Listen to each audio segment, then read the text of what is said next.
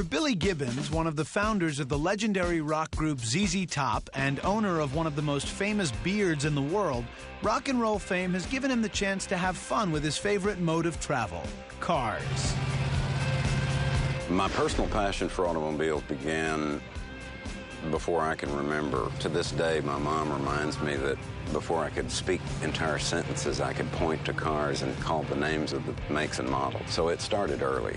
And, of course, growing up listening to blues music and, country and western, there's so much of a rich heritage connecting this loud expression in automobiles. It's a natural.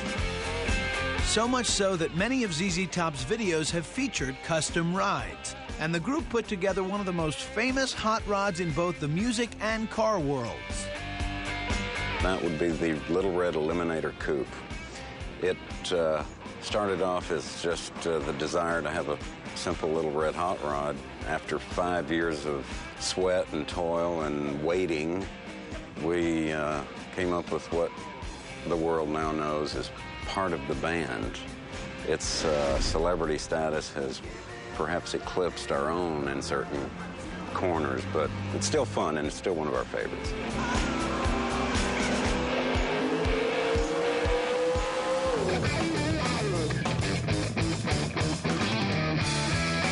But Billy's exuberance for cars isn't just for show in the band's videos. It's a serious part of his offstage life. For him, classic cars, like this one, are one of the most satisfying ways to get around. So here what we have, of course, is what constitutes the classic hot rod, a 32 Roadster. This one, of course, done in a very traditional style, something that you might have found in 1940 or 41. And it represents that look, something that you would have found in the early days of hot rodding. Of course, without fenders, that was one of the first things to go was, let's get rid of these fenders, we'll lighten the load, get a little more speed out of it. The absence of the hood, of course, is more than just cosmetic. It, too, lightened the load. We've chosen to keep it pure Roadster by leaving the top off. Billy doesn't just talk cars, although he certainly can go on about them. But the real thrill he gets comes from driving them. Of course, traveling like a rock star does have its road hazards. One of the problems with a car like this is that it doesn't always want to obey the traffic laws. And sometimes Billy just has to give it free rein. I passed a friend driving another similar Roadster, and I took the chance on making a quick U-turn. I have to admit it was across 4 lanes, and of course I was pulled over right on the spot. And the first question was, what do you call that kind of a turn? I said, kind of like not legal.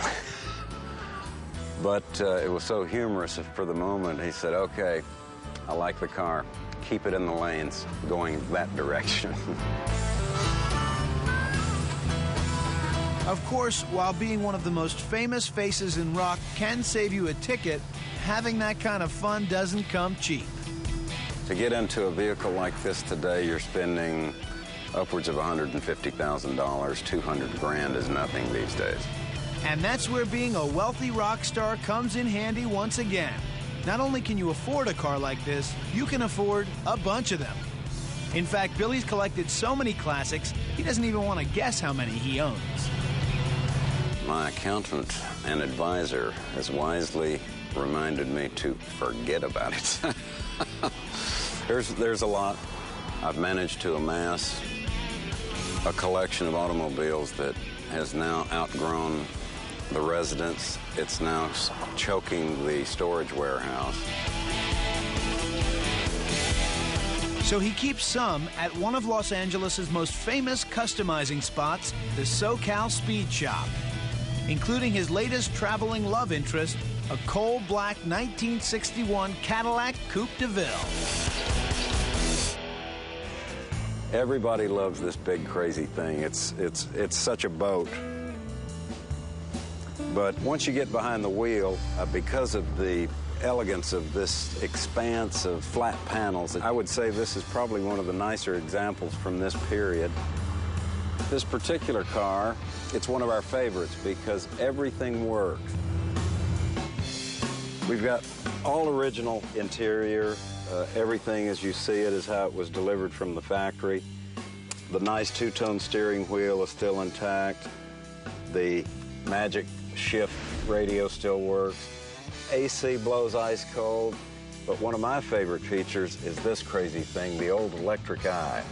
This is what perceived the approaching car, and if your high beams are on, this took care of it. It took it from high beam to low beam and kept you from being anything short of courteous. The Caddy only had 24,000 original miles on it. It's so pristine, Billy has to worry about where he drives it. A typical parking lot door dent would be a disaster for a beauty like this. It's sort of the vintage car version of all dressed up and nowhere to go. You gotta be careful when you gotta go to the grocery store. Gotta be careful when you pull up to the curb. But it's just a blast. It's just something to have fun in. Muchas gracias, muchas gracias. Muy bonita. Obviously, with Billy Gibbons, having fun while you go from point A to point B is always the order of the day.